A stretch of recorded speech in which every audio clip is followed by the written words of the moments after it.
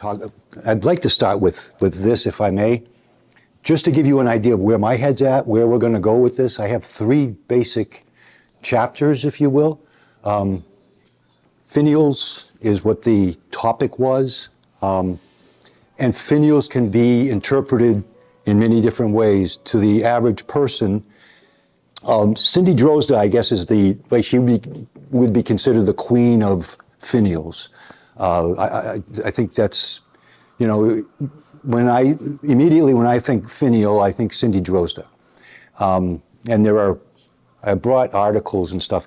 It's incredible how modern day is digital, and this is 2014, but you could still get finials, and there's a whole chapter on it and all that sort of thing. I brought it along just to give credibility to what I was doing. But there was even a book written. This is Dick Singh. He's out of Georgia, I think, somewhere down south, I think, where he does the finials and stuff. Reason why I'm being specific with Cindy Drozda is that her style of finial is more of the onion shape, if you will. It's kind of a, now that I say that, well, use your imagination. Okay, this would be, and leave this step out of there. Just bring it down into it. I'm going to make one, so we'll get into that. My first experience with finials was through Christmas ornaments. And in 2000, the second New England Symposium at Pinkerton, Bob Rosand was there. And Bob was doing this type of, he's the first one that I don't know if anybody did him before him, but he was the first one that I saw that made the hollow globe, the icicle, which he called the icicle finial, and then the other piece on top. And what was the third one?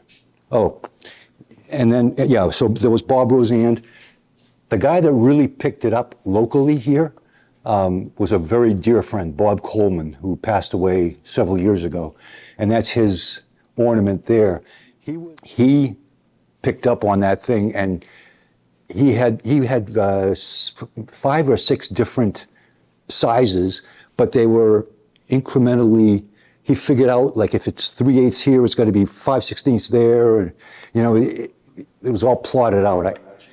It was just scary. Oh yeah, in his heyday, he was making tons of them. Yeah, he was. We were like Jekyll and Hyde at the symposium, at the league fair.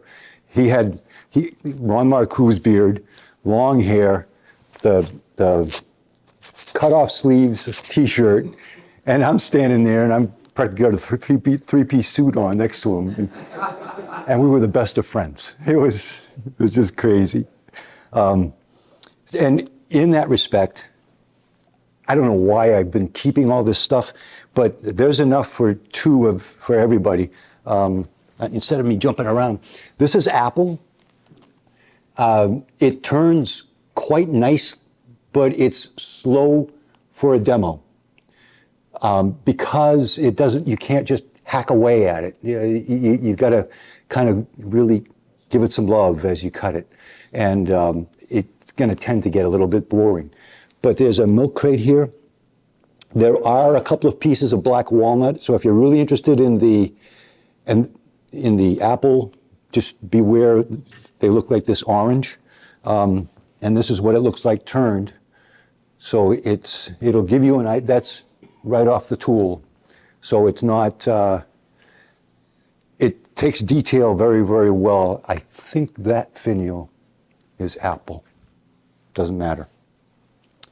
So you can have a finial standing on its own at the top of a hollow form or hanging from something, and that's traditionally a Christmas ornament type of thing. Practically speaking, as we have the new, whatever species they are, the new Christmas trees, very, very dense branches and stuff, you put one of these onto the thing, and it's standing. It's because there's a branch here. They don't sit straight. So this is one of the base. And I was talking to. I don't see you anymore. There was somebody here that I said, you know, he says this is really pretty. I don't like it. The onion, the globe here is just a little bit too fat.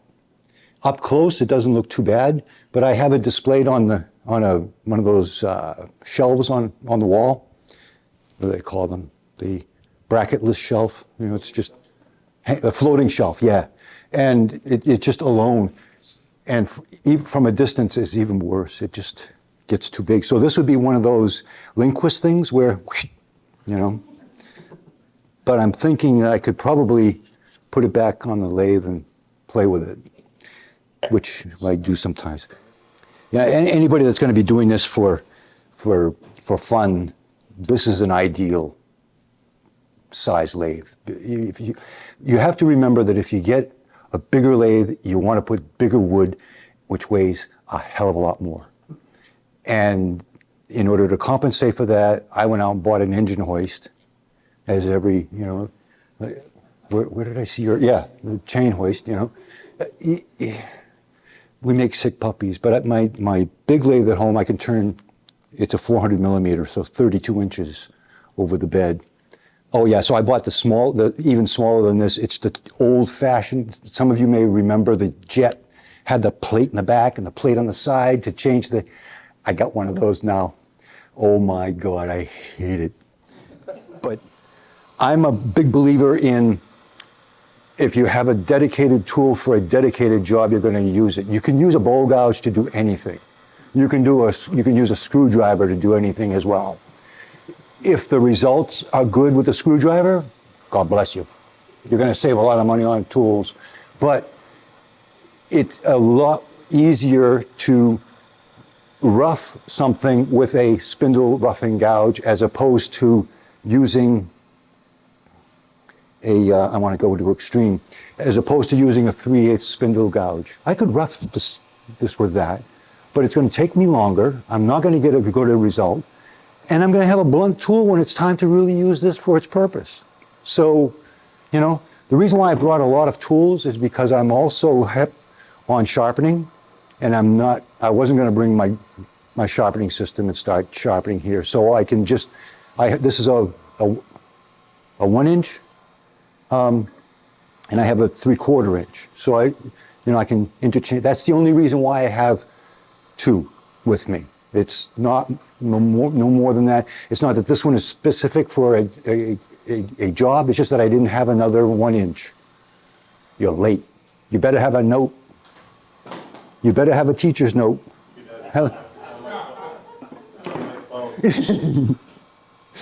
So just to give you an idea, I think it was John Siegel said it once that, you know, he turns very slowly,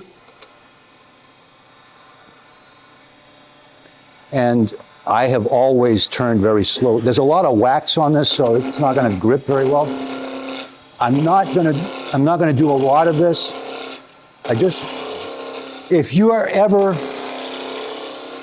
in a situation where you're demoing and you can't even talk over the tool, it means that something has to give. Like you have to give up something, either do this, don't talk, or talk and don't do that. You know what I'm saying?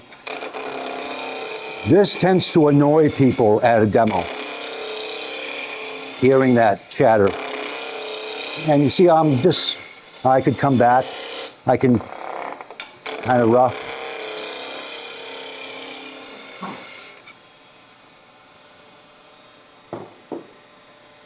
You can go into, it was Sue, that when you asked the question, that's the reason why I'm doing this, is because you said if you do it between centers, you can't get the point.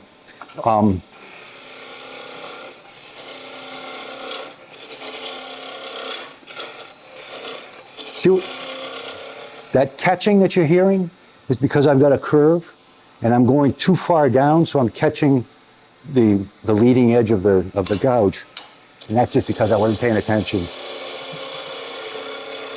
So I can come back this way.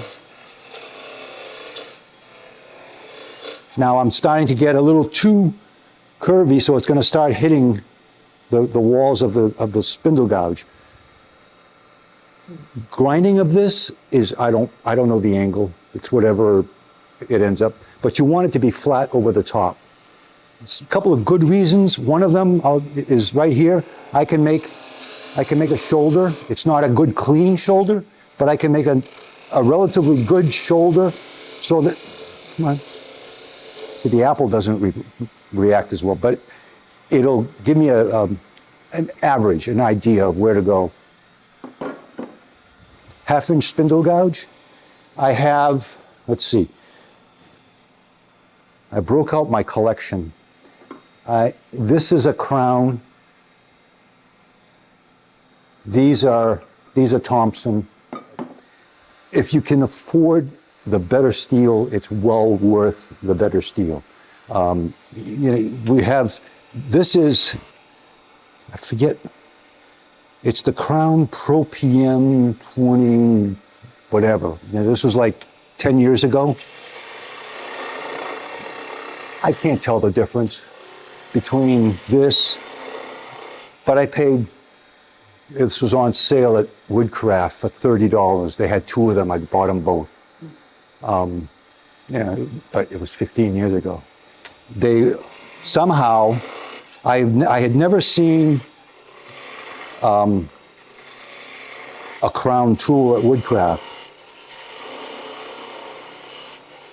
So see now, I'm just gonna bring it in, bring that point in, and I'm tapering down to the bottom. I used to be really good at this. I'm not so good anymore. Let's see what happens. See, let's skate.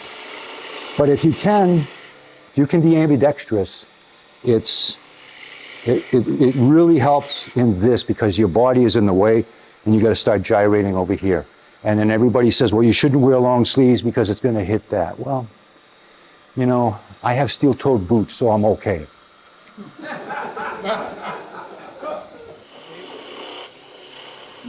I wouldn't go any smaller than, and let's say I was making an order, let's do this. Now this is that apple. When I start taking too heavy a cut, it starts to chatter. And it wants to, where is that little ornament, that the half-used thing? Yeah. Notice the ring, how ratty it looks. And also notice up here, there's some chatter. Because I was getting thin here, and I started to push. I was bringing this down, and it started to chatter, and I thought, ooh, teaching moment. Starts here. So if I was making, let's say, one of those, I'm pushing now. Not quite as bad, not quite as much chatter as I expected, and there's a little bit of spalting. So the density, see the light color here? I'll show it to the camera.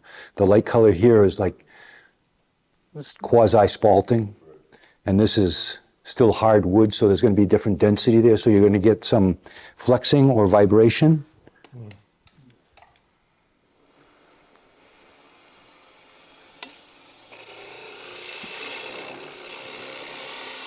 And when you're doing a cut like this, this is where I say it's boring because I had, you see how I slowed down for that? I had to because I was getting that jumping. But if you're doing something like, and now I don't know if you can see it on the screen, there's a bump here. Little bump right, whoops. That's the bump. Another one here, and I can see a little one there. It's very, very challenging to do a real smooth, straight line with a round tool. So you bring up a straight tool, but this one is, it's just my preference. Now, you get 10 spindle turners, you're going to get 12 different opinions of the angle, the bevel angle, the angle of whether or not there should be an angle. Some of them are using them straight. I use this. This is my favorite. I have a straight one at an angle. And this is historical. This is from my first kit, bought in 1983. That's the last century. 1983, when I first started, I bought a Buck Brothers set of tools. Beat the hell out of every other one but the skew, because I never used it. But if I want to, I have the habit of, if I'm going to use the skew, I put my hand onto the piece. Finger here, and this is scaring the bejesus out of me. Okay. The trick with the skew is don't let it master you, but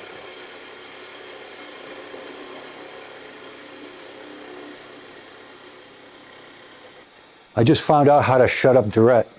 Put a skew in his hands. So it still has a couple of bumps. I'm not crazy about the Apple for doing this, so I've been humbled by what Bob was doing with that stuff. It's really cool to see that he was able to do all that. So I would, I'm sorry, I took it off, but I would just keep on going. I would, keep on over here. I'm getting bored with this, and I think you guys are too. But then you just bring it to a small taper, and I can show it on another one. So what I've done is these are just regular number 2 jaws. They have, all the other ones. This is a Nova with, I don't think they are even making these jaws anymore. So this will hold in square, all right, in square mode as well. And that's, let's play. Remember I was saying before that you can use the skew to sharpen, because I'm not going to be using the skew very much for others. Oh, let's use this one. The reason why this is carbon steel, so it's not going to hold the edge very long, as opposed to the high-speed steel. But it'll, one of the other quirks about, one of the other things I picked up on, you always stop the lathe, by the way, before you move the tool blade.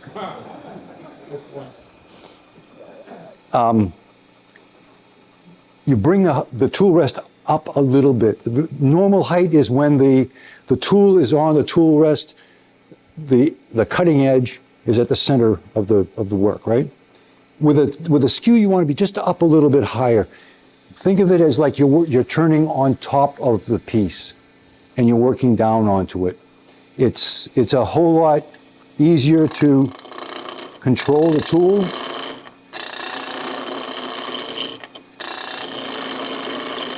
So, here I can feel the edge going. And now I'm up too high, and I'll listen to what I said before. There are 2 guys in England who are phenomenal with the skew. Steve Jones and Richard Findlay. He's a younger guy. Both of them are full-time professionals. They do some incredible demonstrating and stuff. And YouTube, they're also Facebook and that kind of thing. Anyway,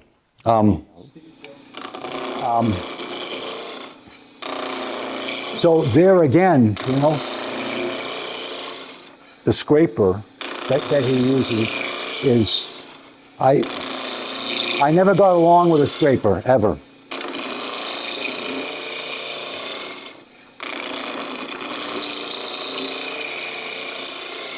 So let's say I was making this here, and I'm using,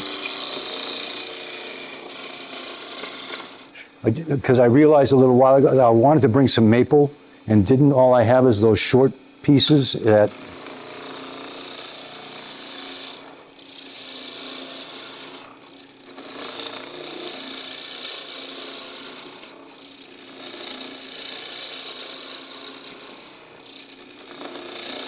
Did anybody go to Totally Turning in here this year?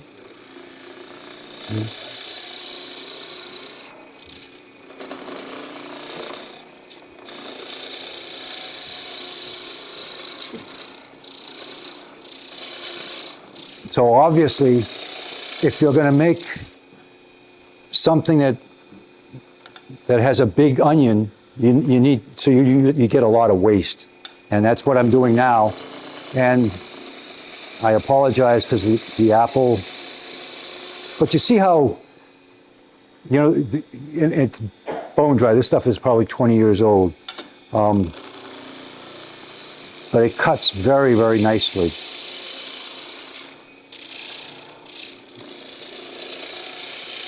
Now,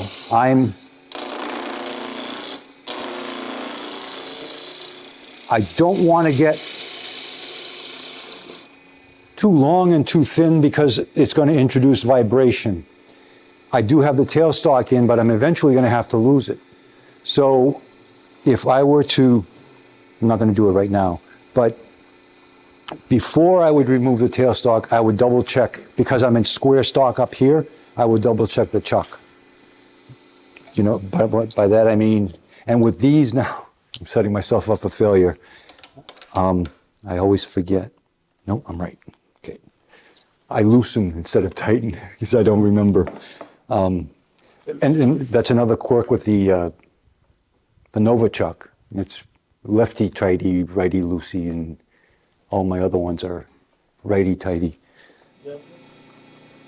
Again, you know, shut off your lathe. But I'm going to, and see how I can push. I'm going along with the leading edge of the gouge. I'm pushing it. It's all end grain, so I can come in here and. But there comes a point you want to be hyper careful, because if it gets undercut too much, it's gonna blow up on you, and it causes more vibration than what it can handle.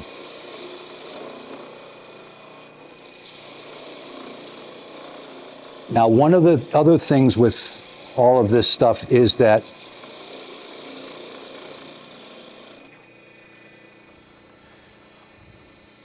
many people like Roseanne here, like Bob Coleman over there, they have all these dimensions. You know, prospectively, you want smaller at the bottom, progressively bigger at the top, not the other way around, otherwise it looks off balance. I can assure you that none of these have ever been measured. I just do them by eye. If they don't work, they're fire starters. But I have made hundreds of these, given them away to family, friends. They don't talk to me anymore, but it's just one of those things where I had these little blocks, and it was just, why does this have two spheres? I don't know, because all of a sudden I saw, ooh, snowman. And then, you know, it was just, so your head goes into that sort of thing. I had 4 or 5 hours to kill in the shop. I killed a lot of hours in the shop, but and so, you know, that's how these forms. I have some that look like umbrellas. Yeah, an umbrella. I almost said parapluie, which has that cope in there, and that brought me over to those spin tops that flip over, the tippy tops. And, you know, it's all, you take one shape, one form, one thing that you do, and you can just segue that into a whole avenue of things. And in here, this is what with Roseanne, I believe, if memory serves, the ones that he showed us were straight, and then notice I've got the tool up against my side, brought it here, and I just kicked my hip over. So my body is running the thing. You gotta learn how to dance with it.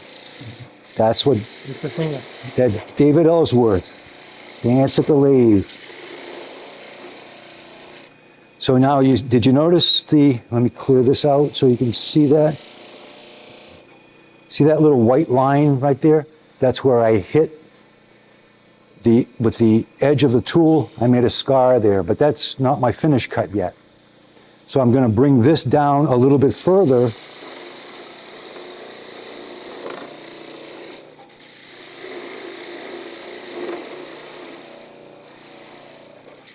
And I want to look at the length so I know that that's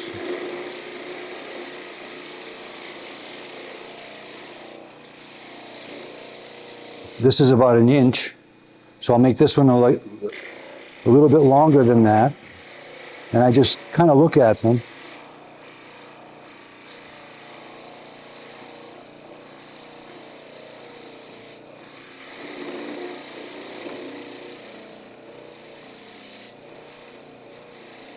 Getting boring.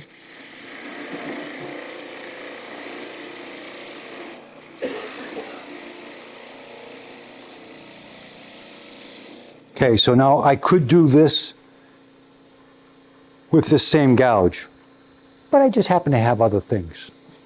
And one of the reasons why I have other things is that I've always liked synthetic or metal handles, except in the wintertime. But I don't know what it is, the heft of them, I just like them. In this case, this is a detail gouge, and it's a 3/8. As I go to a smaller tool, my world, my universe just kind of gets down into there, and now I can do detail. I'm not out here roughing out a 30-inch bowl, right? I'm down here and I want to make fine detail. And what really irritates me is that now that I really want to do that, my taste, my interest is no longer with the big stuff, it's with the smaller stuff. My eyesight is starting to... So, you know, you kind of have to compensate. So it really changes my whole approach, because this thing now, I can do... Now, I don't know if you can see the shine on the wood, but that apple just, I mean, to start sanding that with 220 is too rough. I would just leave it alone. Some of these are not sanded. They're just probably friction polished. I found a jug. Oh, it's in the car. No, it's homemade brew. The 3-part Zinzel shellac. Well, Okay, well, Cat and Eddie called it Obishana. Yeah, but Oil, shellac, and alcohol. yeah. Now though, I see a line here.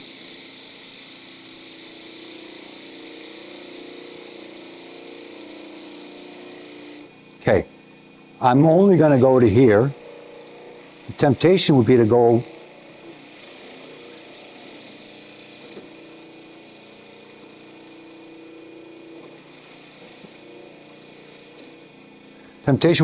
up here and start back over again, but that's a detail, right?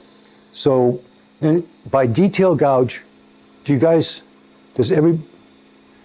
a shallower flute.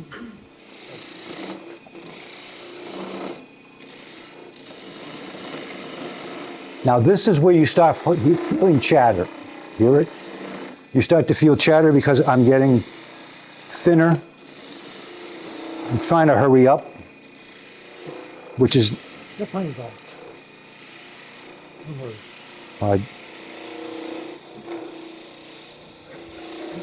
I don't want them to find the remote. So I'm spacing that, or I should bring this down. No, I'm going to leave that there.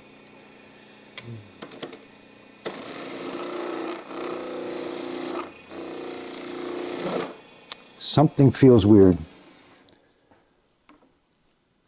No, it's just flexing. Or are you always working that? Yeah, from the tailstock to the headstock. And I could put it in there. From experience, before you do, take a small piece of cloth, paper towel, put it in there to cover the wood so that either tannin staining, the black staining on oak or cherry, or even just friction. What I was getting at with the guy that makes the smaller bearing is because if you get too thin up here and you still have the tail engaged in a live center, his contention is that it takes so much torque you can rip this out to get this live center spinning. That's kind of iffy, but that's the reason for going from tailstock to headstock is that all of the power is coming from here, and and you get less whipping at this end. Now I'm looking at the four corners here, but it's pretty, well, this one's seems like a little bit lower. So the wood was probably a little closer to me. It may not be perfectly straight. This was cut with a bandsaw. It's dried. It's apple. It has a mind of its own. I addressed that balancing issue because to me, knocking off the four corners from 1.25 inches square to 1.25 inches round, all I've done is lose the corners. But that can also give it stiffening. So, there's all kinds of different things. Bottom line, if it works, if you're comfortable with it, go with it. It was one of the things that I struggled with teaching was I had to maintain true and disciplined approaches to wood turning. And it really affected the way I do things. I would be much more comfortable holding my gouge this way. But I do it this way so that they can see the cutting edge. So now, after all those years, I just do it.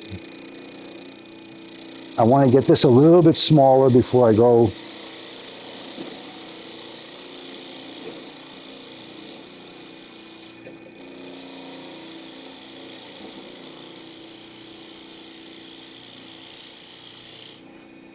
Okay.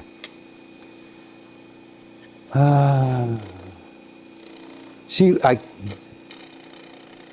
you hear? Feel it sounds like it's bouncing, and it is. It's the hard, soft thing. I think it's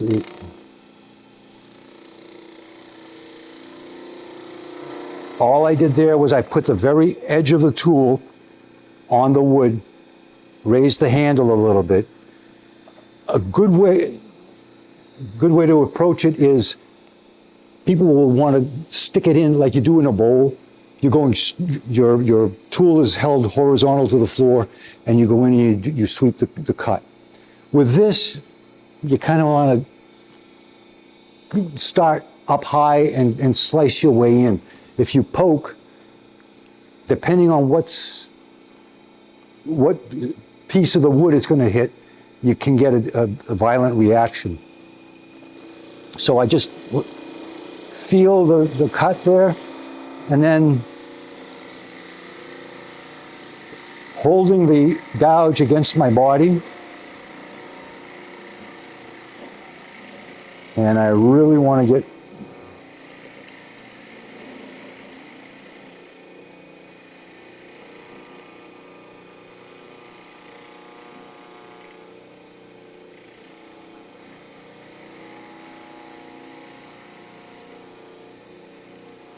Okay, so now if I put too much pressure with the tailstock, this thing's gonna, it could break at that joint, right?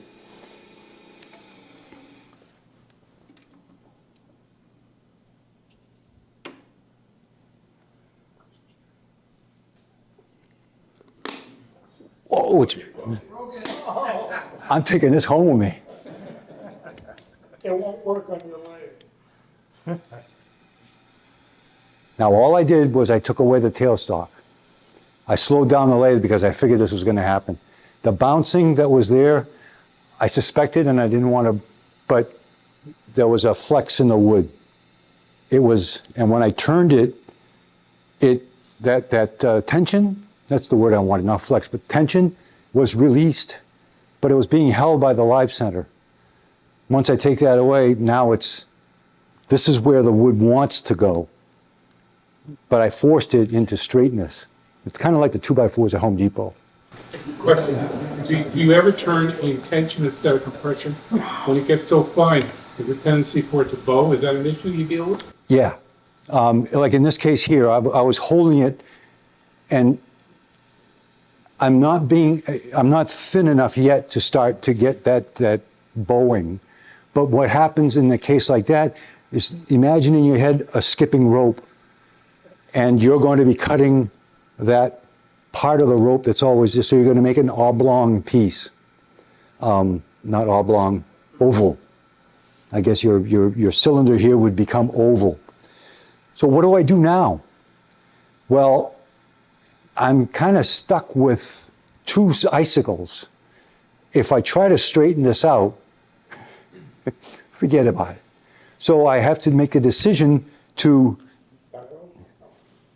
either start over.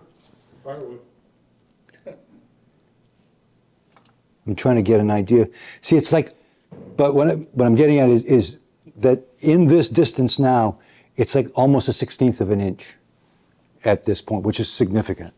You know, so it means if I was critical and this wanted to be a specific size, this is where I would chuck it. You know, it just becomes firewood. Now, can you redo or eliminate that somewhat with less pressure on that tail truck if you're coming in, just to use your point to hold that? The point's going to hold it.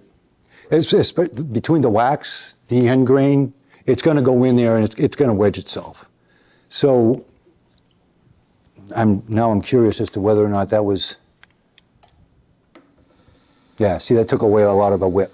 So I'm back in the same hole. So I could finish the whole thing.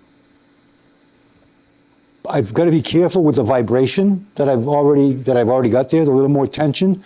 But once I've gotten it onto a piece, if this thing's on, and it probably is by now, you know, if it's crooked a little bit, it doesn't really matter.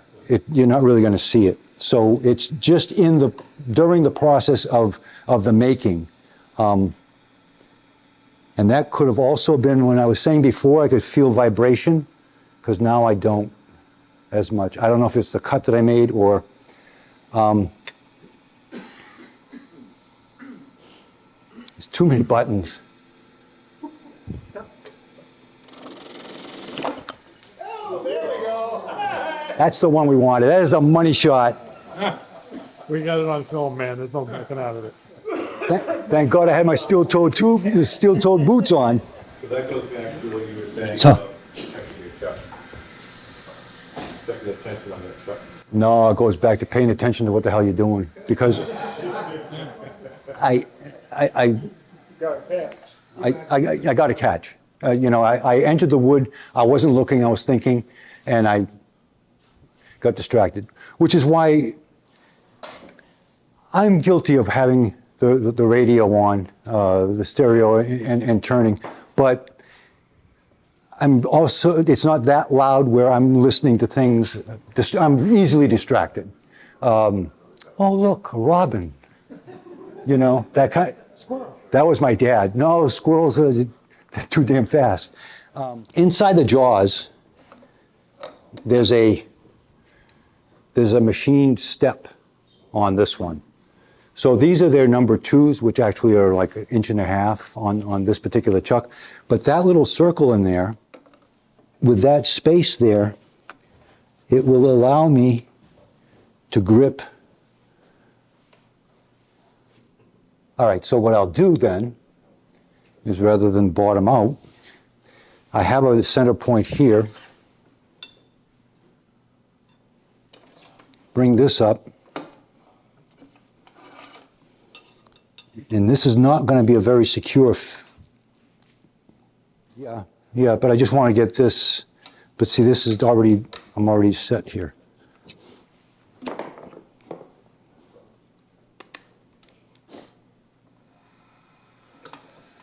So I can take that away, and now I can work on this. Wood choice doesn't really matter. For any of these icicle things, I would stay with a close grain wood as opposed to ash, oak, the open grain stuff, because it can really take over your design. And if you get into a small little detail like this little step from the globe, if you're in one of those porous areas of the wood, this is not going to be as crisp. It's going to look like, oh, you got a little nicky there, type of thing. And it's not the case. It's a clean cut, but the wood itself doesn't have it. So a close grained wood is preferable.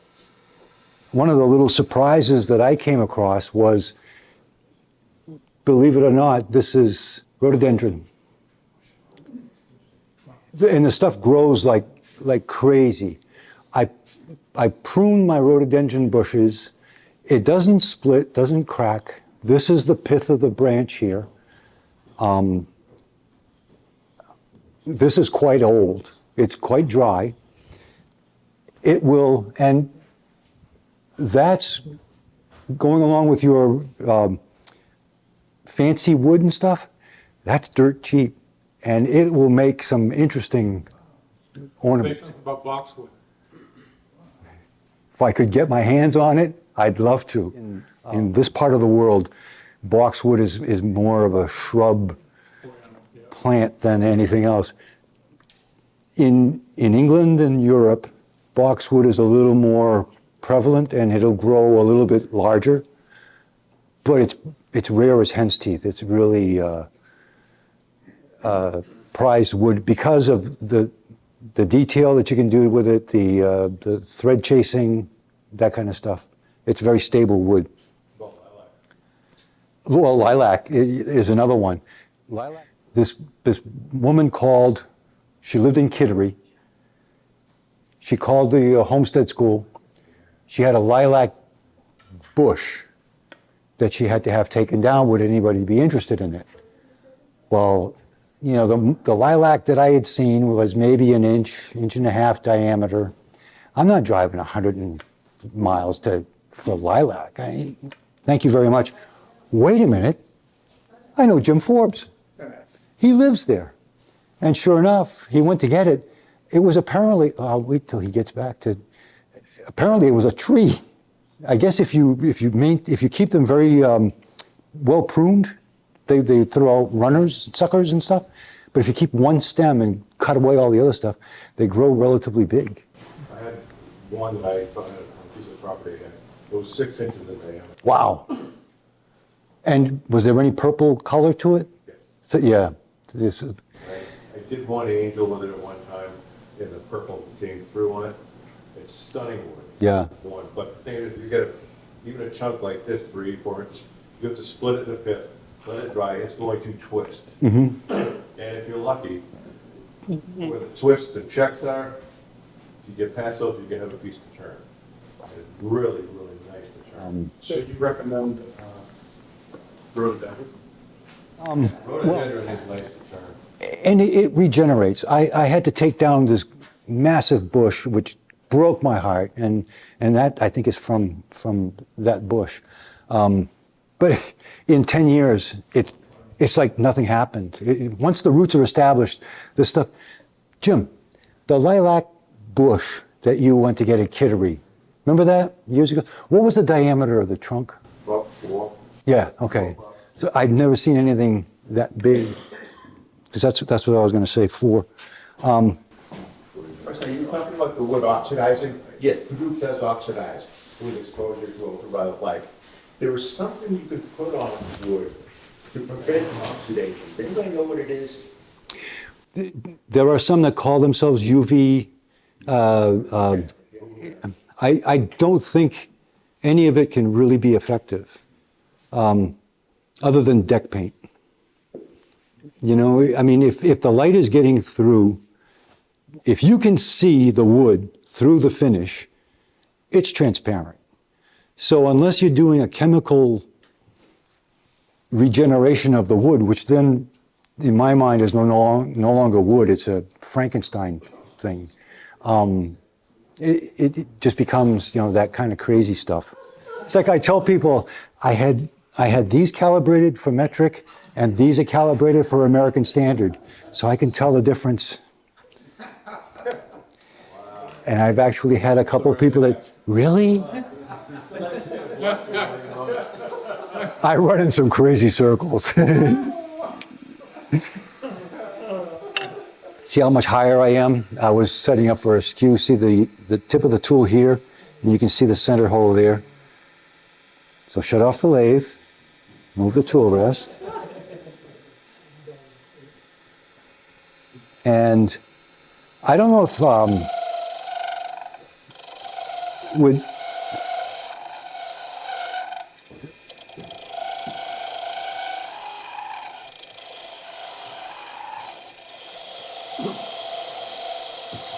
now I'm purposely going without the tailstock.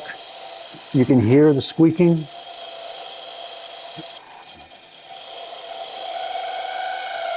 Now I'm doing it on purpose. Pardon? Well, I'm at 1600 now. Let's see. 2040. Like I said, I've always erred on the side of caution. I mean, I've put holes in my ceiling. I know a sheetrocker, and I've patched them up, but it's scary, and so I think John Siegel also said that. He said, I always err on the side of caution, a little slower than usual. But I've also seen Jimmy Clues. I saw him in Worcester with Bob Coleman, in fact, and he turned that Oriental box of his, 2-inch thick, 5 by 12-10 piece of maple, held between, took the 2 jaws off the thing, 3,500 RPM. I'm in the back of the room and I'm scared. Now I'm maybe 50 feet away. There's no way, but it felt he's on a Powermatic 3520, and I was convinced that thing was moving. And he turns because he wants crisp lines on the leading edge of the square piece. Otherwise, you get tear out. Kind of like if you've ever used a router, you want a sacrificial block on the back end, to stop it from tearing out. Speed is your friend if you don't want that tear out. And they were coming out clean and crisp. I'm going to keep my teeth and I'm going to sand the edges, but it was an unbelievable demonstration.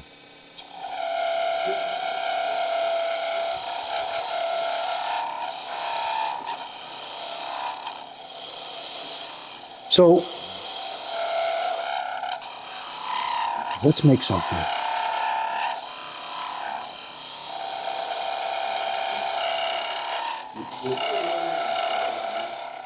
Instead of putting up with all of that, let's bring this in. I'll just get it to a rough shape, and then I'll do the finesse without the... Well, will you eliminate some of that vibration if you had a longer jaw to hold that stock instead of Defeats the purpose, possibly, but I would still have this 3 inches sticking out from that longer jaw. So, in other words, even if I've got all of this in my chuck and I'm just using this, it really doesn't matter because this is what's vibrating. You see what I'm saying? So if I bring this back, now this got longer, granted, but I'm going to mix it up there. But the distance outside of the jaws is always the same. So it's going to vibrate because it's this part here that's vibrating. It's not that stuff back there.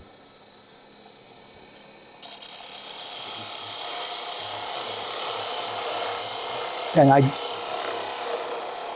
I have very, very little pressure. See, there's space between, there's just a point of the tip that's in there. I don't have any pressure on it.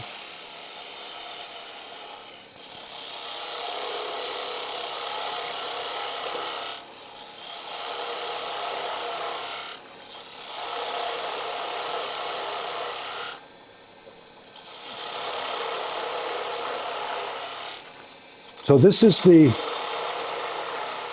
process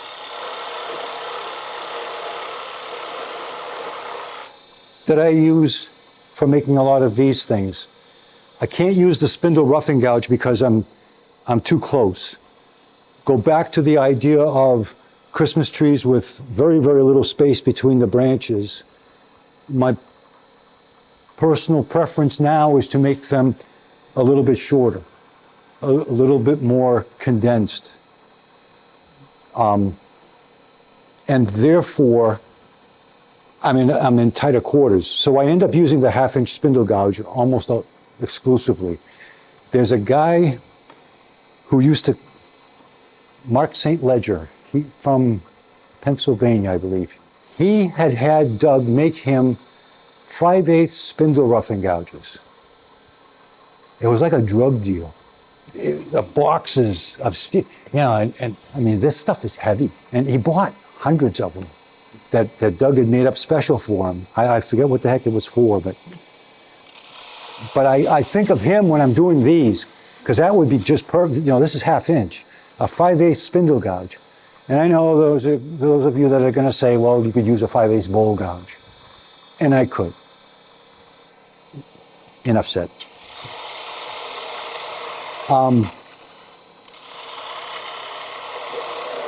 This one we're going to turn into a real ornament. And let me do the captive ring now. I just got to get it out of my system, okay? All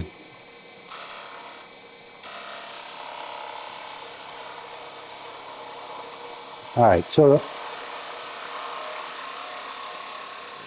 that's going to be about 1/3. I don't want to make it too small yet, but I could.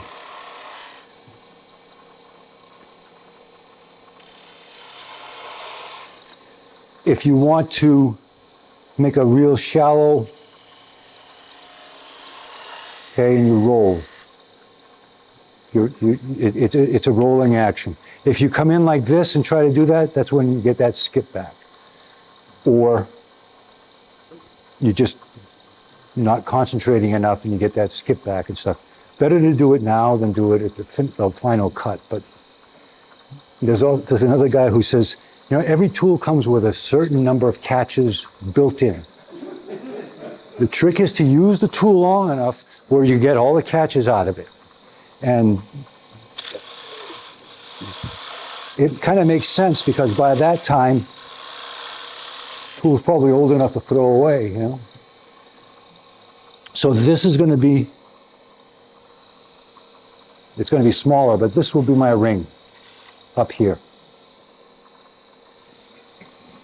So I'm going to start by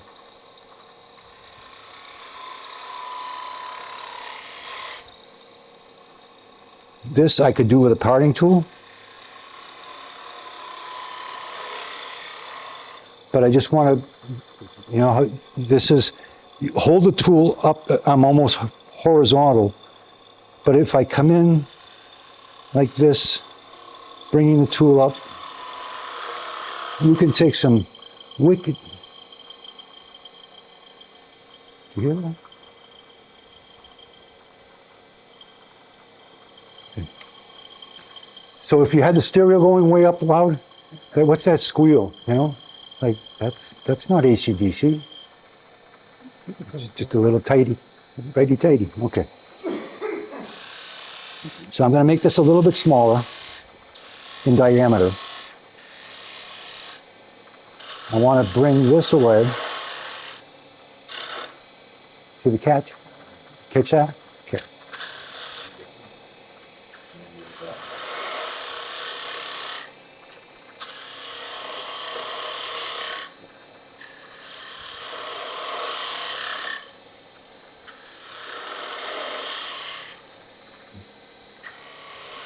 See another case here where this contour is limited by the size of the radius of the tool, right? So if I wanted to make it even narrower, that's where a smaller tool would come in.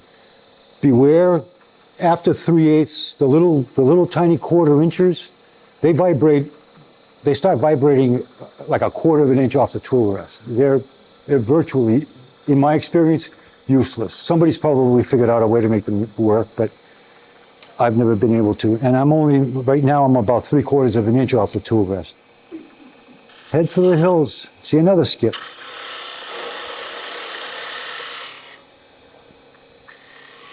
Okay, so I've gone on with the spindle gouge. I brought the parting tool. I took the time. This has seen some rough days. See the angle of it? And this was about this long. This is old enough to vote. It's of that age. But it was, and here's a perfect example of, okay, going into, I'm not stabbing it. Basically because I have not lowered the tool rest. So I'm up high anyway. So I've got to raise. And now,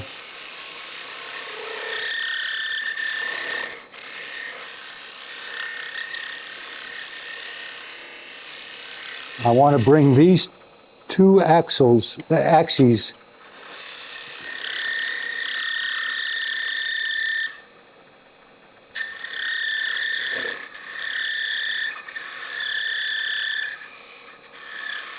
close. All right. Now, detail. So I'm going to use my detail gouge. And I'm going to, it's a little bit big for the size ring. I like to keep them kind of circular as opposed to like oblong, so they don't look like a wheel, they look more like a ring. So my width of the size and the width of the ring itself are pretty similar. And I'm going to be down at the bottom, so just a little bit more. Now it's a bead.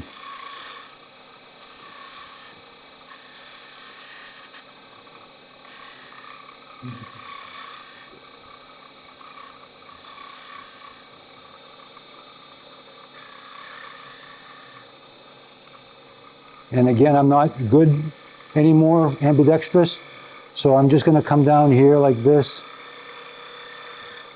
and you stand at the tailstock.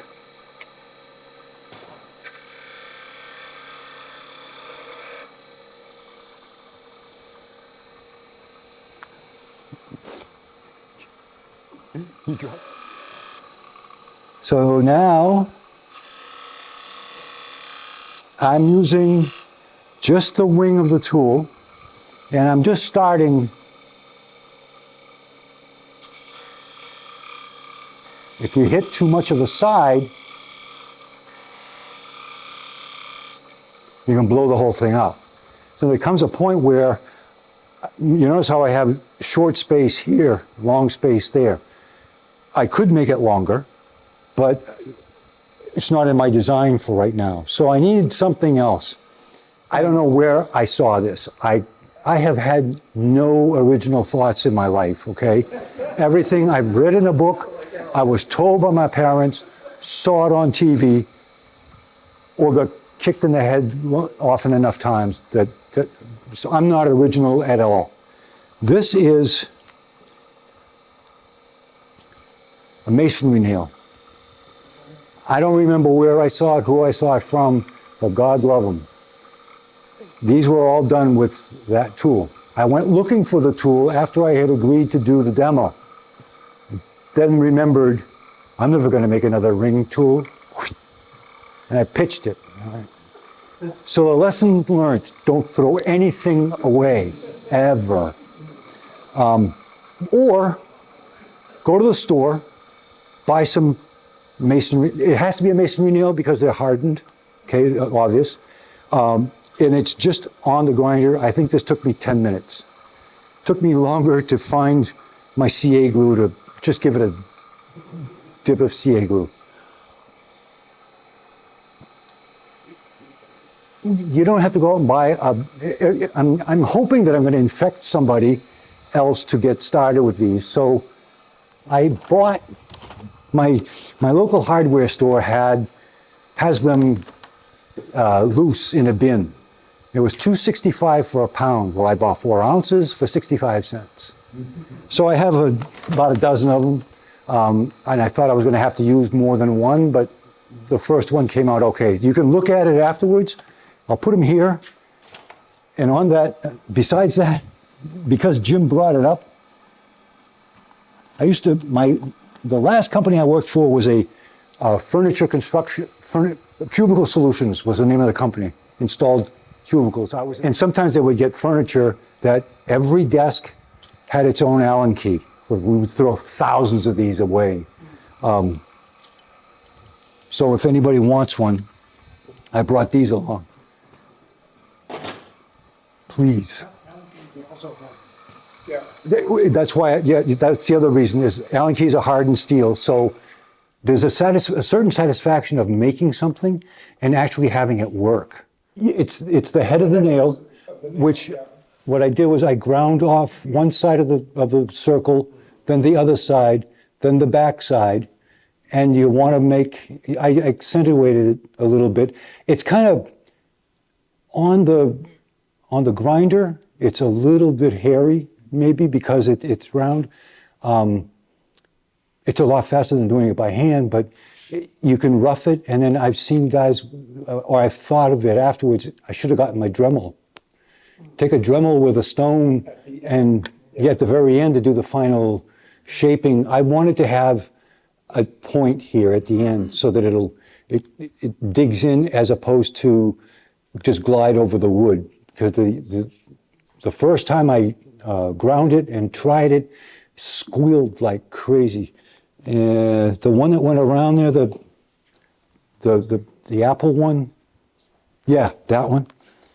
If you notice that this ring is not complete, it was squealing so bad, I went, shut up. And it broke off. Years and years ago, I bought Sorby's ring tool set, which was a 1/2 inch half moon, and then the right and the left. But to use that for something this size, it was crazy. I mean, Sorby puts out a kit, 3 tools, 3 different size diameter rings. I have a set. okay, yeah. Very seldom use it because I prefer that Allen key technique. It's one of those things where there's always something out there. We have the inspiration from Mr. Marcoux that, you can make anything. I'm not really that kind of mindset. Don't put me there because I'll buy a gadget. Well, I made this because this is a one-shot deal and quite frankly, $30 for making rings and stuff when this is so simple. This I'm religious about. Move the tool rest away. So you would sand this. I'm not going to do a lot of sanding, Don, just to get because I won't be able to after. Once I separate this, it's just not going to go. And at the last meeting, we talked about finishes and sanding and stuff. This is Klingspor. Why do I use Klingspor? Because that's what they had at the Homestead School. I've used it since the 90s. It's inexpensive, does what I want. it's local. That's all, you know? It's like there are miracle products. As we're doing commercials, this is that Hampshire sheen stuff. Just an interesting tidbit of information. Food and toy safe, as opposed to just food safe. So in other words, you could put this in your mouth directly and not take a spoonful of stuff. And so I thought it was an interesting, I just brought that along to, maybe it's advertising, but if they say toy safe, but, so now you just introduce this.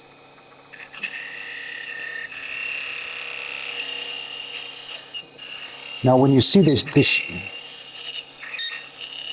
Looks like I'm getting my teeth worked on. yeah. That squeaking that you just heard, multiply that by 10 with the apple. And that's when I realized maybe I got to work on this a little bit more because I had broken. 911? No, the neighbor wasn't home.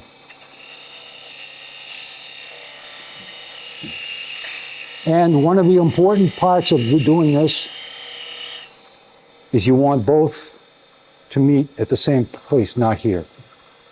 It just means a lot more sanding. I've done the other side. So now I'm going to look at this one. Can you see over here?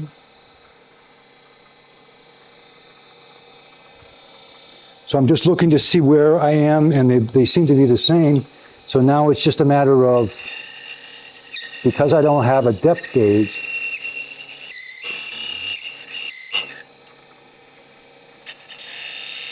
You don't want to put your tool rest a little closer? sorry? You don't want to put your tool rest a bit closer? Oh, I could.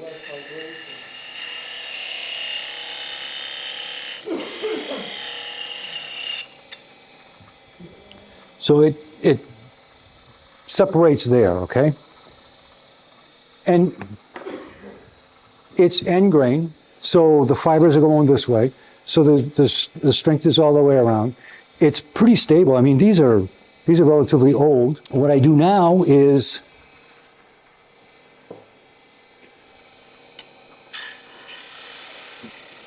reduce the diameter, and you don't have to worry about that thing.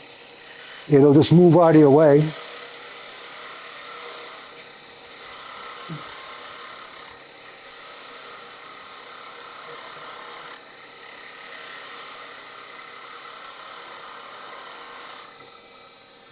I've been cutting in this direction. You may not see, but I've got some shavings that are piling up there. If I keep on going, I'm going to jam this. So now I'll just whip it over, and now I'll get rid of this part here and come to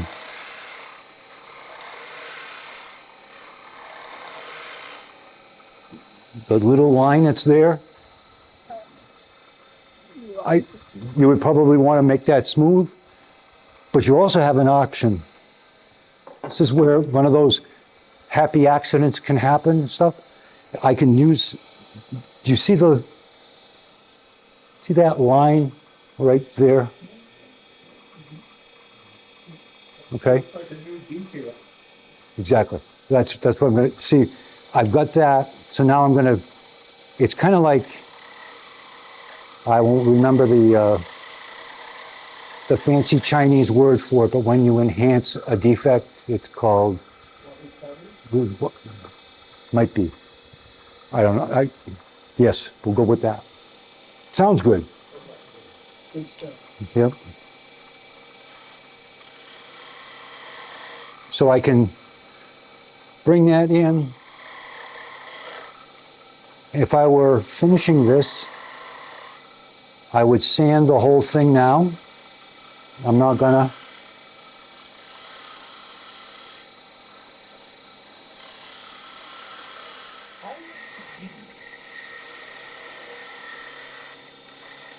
I mean, even my posture, you see me, I'm humped over and stuff.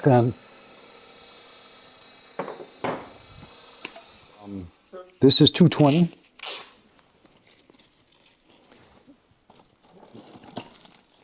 You could either use double stick tape.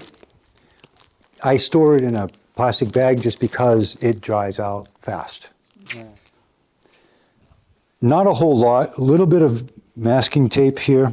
So, little piece of tape. Put it on there. Don't get too long. I might be a little too long because then it's going to be too thick. Customize.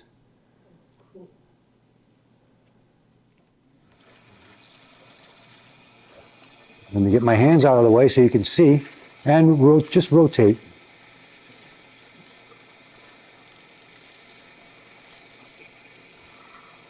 And it's amazing how strong the ring is.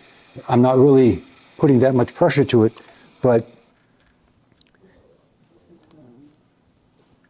it's good enough that it took off the shards that you saw on the Apple one. That's what it would have looked like without that sanding. If that's annoying, which I tend to feel that it is because it's bouncing around and oops.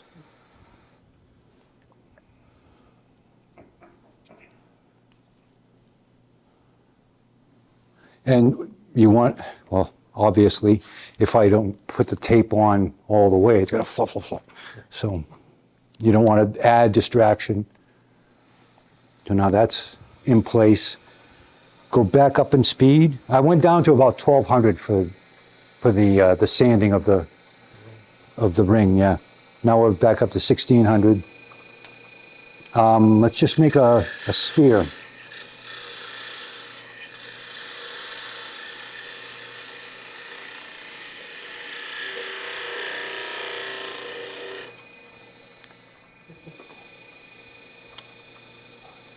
Beads are notorious because as you come around, you see I just got a little bit of a catch.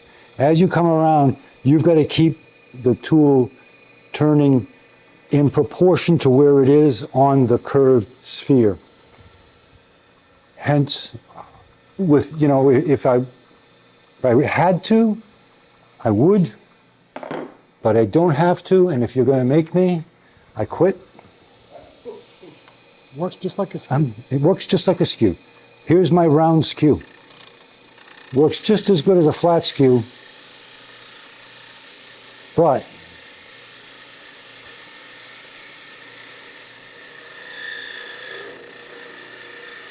and even with him in my hip pocket, I can still do it. See that ugly? Tool rest is too high. And, whoopsie.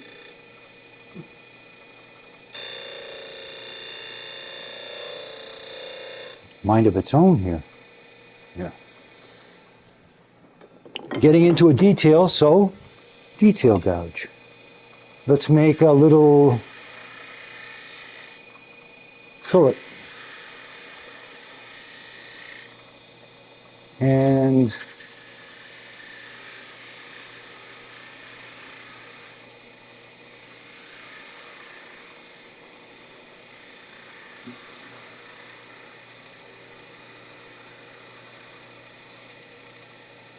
now normally I would say don't do that, but it was going so good. Let's try it. Now we'll do the top here.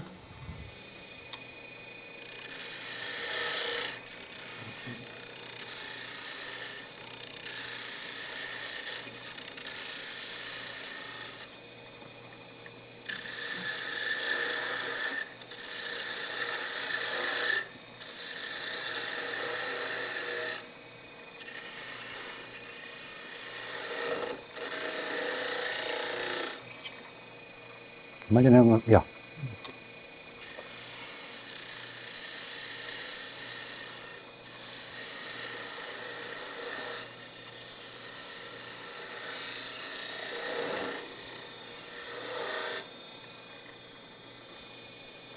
Looks like a dum-dum. lollipop. Right? Remember those?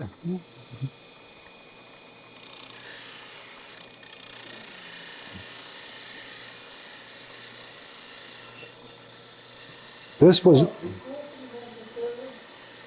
Pardon? I just now realized the corner. I got all this stuff. Just move the tool rest this way. It's going to be further away from the work, but at least I have the space to do it. Whereas.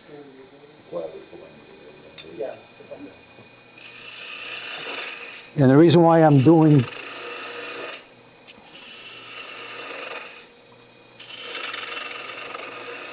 this is because I want to have some kind of piton on the top.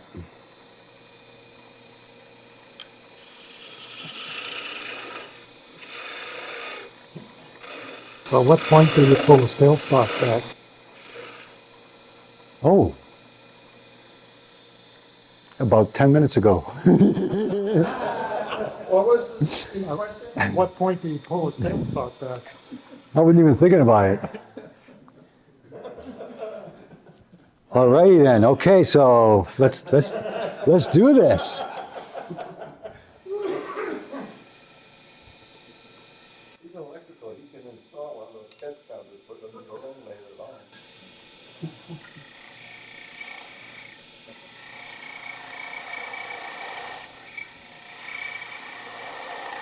To make it doubly worse here, I have that little hole from the live center.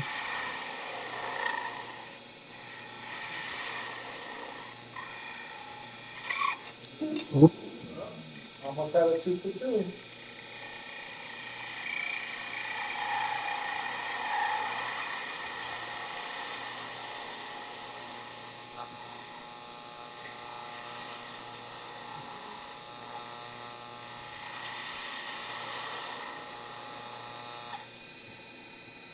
Piece of cake.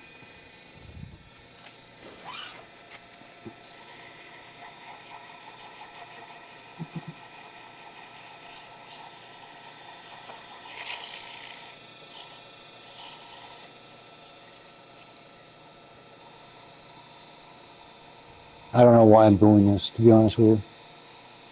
Oh, there, okay. I just wanted to see if there was an annoying little line, and now it's got 3 because of this coarse sandpaper.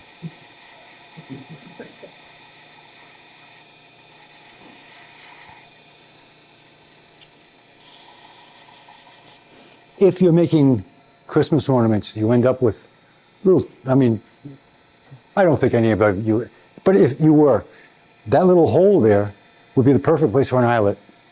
So if you get to a point where I can't, I've got a hole, I can't fill it, put an eyelet.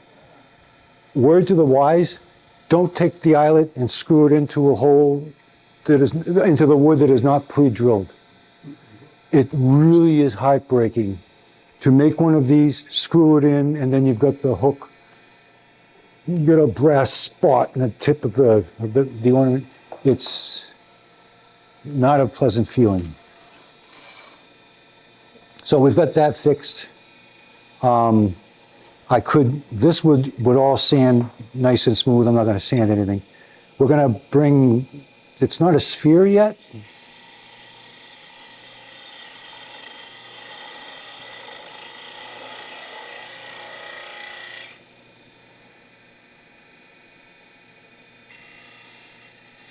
There are all kinds of gadgets and gizmos for making spheres.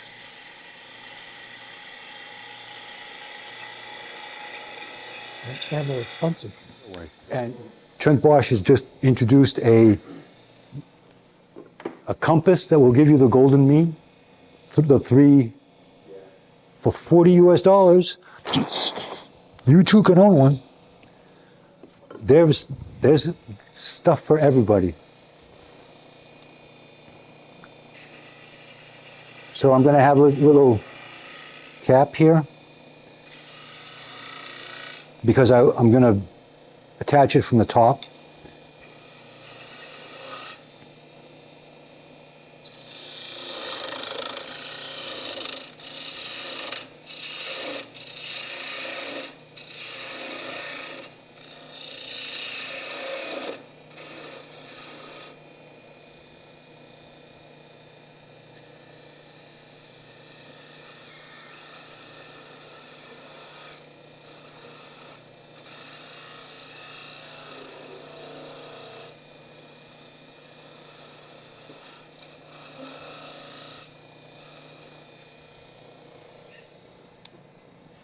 I,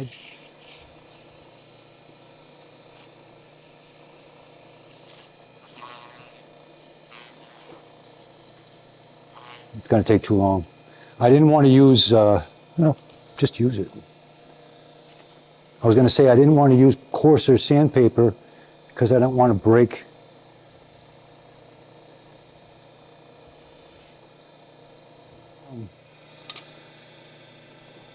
I'm not trying to cover anything.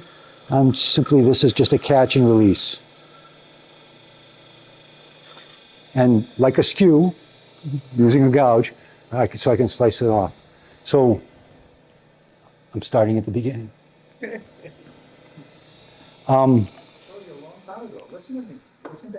I do, with a very, very open mind and a very Christian heart. Let me just say a real quick thing about catches, because when I first started turning, and you just got one. So I went on the AWA website, they had forums there, and so I looked on catches. There's one guy said, what do you call it? It didn't want to be that big in the first place. And the second one, he called it dynamic redesign. That's a good way to put it. Dynamic redesign, as opposed to a, what do they call them? You got to catch, you got to do something with it. Design opportunity. Yeah, design opportunity. Yeah. Sir. I wonder if you can talk about the sweep of the edge on the spindle tools. I mean, it's different than anything I've seen. I mean, is that the irony? Oh, well, it's a side grind. Yeah, the side grind. On what? Basic. I'm using a stone. I have a 100 grit Norton grinding stone on the right and a 180 grit CBN wheel on the left. That CBN wheel is 15 years old. When they say they last forever, we're getting there. But it doesn't have the aggressiveness that it used to. So if I'm going to change the profile or something, it'll take me, I'm not going to live long enough to use the CBN, so that's why I've always had a stone. A little aside there, this was an interesting article. John Lucas, he's here in the States, I forget where, he's written in the AAW before, and he did this thing where he used different grits of sharpening stones. I don't remember how many. So he'd have 4 different tools. He'd sharpen this one on an 80 grit, this one on a 150 grit stone, and these 2 on some CBN thing. And then he made cuts. And he compared the cut as opposed to the tool. And they all cut the same. Every single one of them cut the same. So my point is, I'm using the Wolverine, and in this case, I was using the sled, the V sled there, and it's not very scientific. I'm using the existing grind. I just, till I can't see light, lock it in and sharpen it. With that system, the distance from the wheel determines the front bevel. The arm sweep determines the side bevel.